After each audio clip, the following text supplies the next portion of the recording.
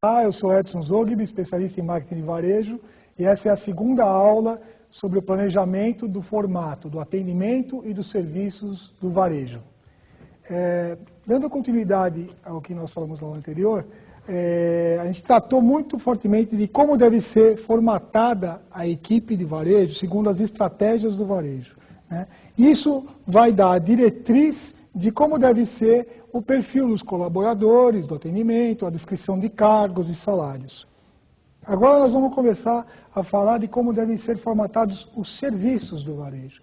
E por que a gente está falando de formatar serviços, né, além do atendimento? Porque os serviços que o varejo presta, normalmente envolvem o atendimento, ou seja, a própria equipe de atendimento está envolvida com os serviços prestados.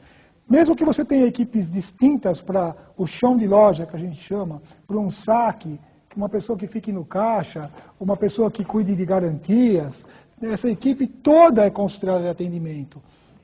Grandes varejos, inclusive, fazem o giro desse pessoal, ou seja, eles trabalham nas diversas funções para ter conhecimento do todo, porque é importante que eles tenham conhecimento de todo o processo de relacionamento com os clientes. Então, falando em formatação de serviço, é importante fazer um parênteses do que é serviço no varejo. Serviço no varejo é tudo aquilo que agrega valor ao produto. Ou seja, se é uma loja que vende produtos, eu instituo serviços para agregar valor ao produto, ou seja, para a minha loja se diferenciar, ser bem vista pelo cliente. Numa loja que é varejo de serviços, que presta serviços, eu agrego serviços aos serviços, ou seja, a loja que presta serviços de lavanderia, por exemplo, eu invento, crio novos serviços para o atendimento fazer, para o atendimento oferecer, que agregue valor ao serviço básico da loja, ou seja, o produto que a loja vende é serviço de lavagem de roupa e eu crio novos serviços para valorizar o relacionamento com os clientes.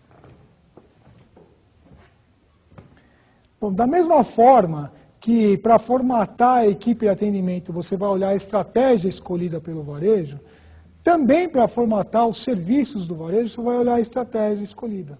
E aí a gente volta a mostrar que as duas principais estratégias que o varejo pode escolher ou é expansão ou especialização.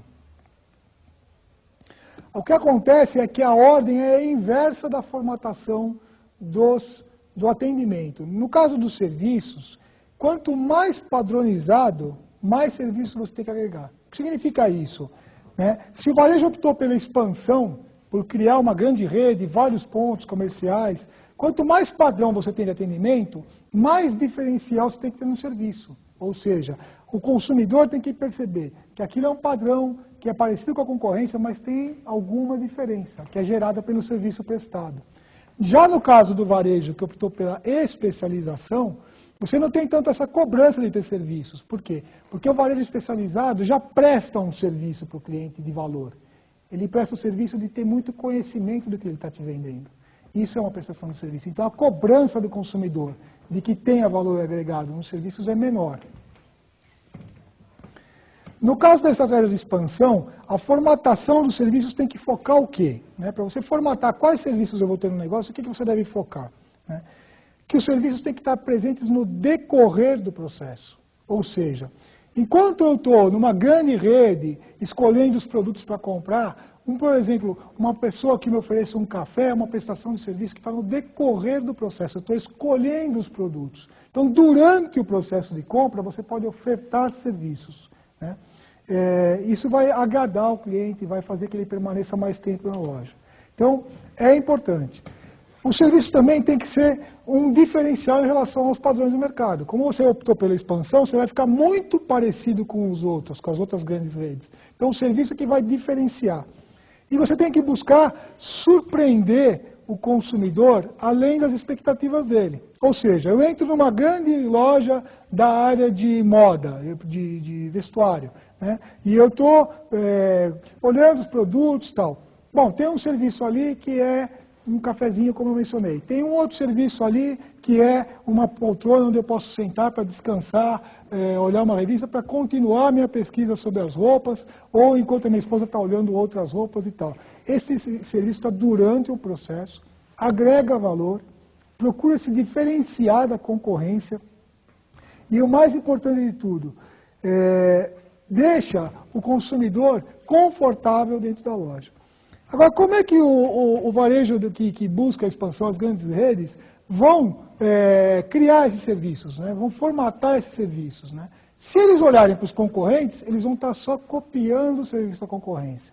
Se você se limitar a copiar o serviço da concorrência, continua sendo um padrão, continua tendo cara de commodity. Então, as grandes redes, elas têm que buscar novos serviços, não olhando para a concorrência, olhando para outros segmentos do varejo. Por exemplo, esse varejo de moda grande que eu falei, uma grande loja de vestuário, pode buscar agregar serviços se prestar atenção num varejo de cosmética. Então, eu quero formatar os serviços na minha área de moda e tal, mas eu não sei mais o que criar, eu já olhei a concorrência e tal. Bom, então eu vou conhecer outros varejos, vou visitar uma rede de varejos de cosmética e vou descobrir que serviço que tem interessante ali.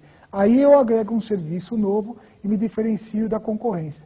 Isso é importante, buscar o referencial em outros mercados, especificamente para a estratégia de expansão.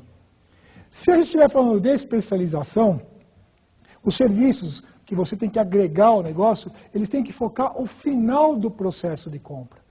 Porque por que tem que estar no final do processo de compra? Imagina que você vai frequentar um varejo especializado e começa a se informar sobre um produto. Então, eu fui numa loja que vende um pet shop, que vende rações de animais e tudo mais, e comecei a conversar naquele pet shop com um veterinário, porque é um varejo especializado, e ele começou a me dar várias dicas e tal. Se durante essa conversa, que é uma conversa interessante, profunda, rica em informações, ficarem me oferecendo cafezinho, ler uma revista, coisa e tal, o serviço ele vai soar como uma sensação de bajulação, e vai mais incomodar o cliente do que ser útil.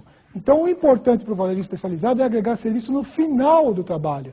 Ou seja, no varejo especializado, um grande serviço no final, uma super embalagem bem feita, uma entrega feita com pessoas bem apresentáveis. Isso tudo é um valor importante. Então,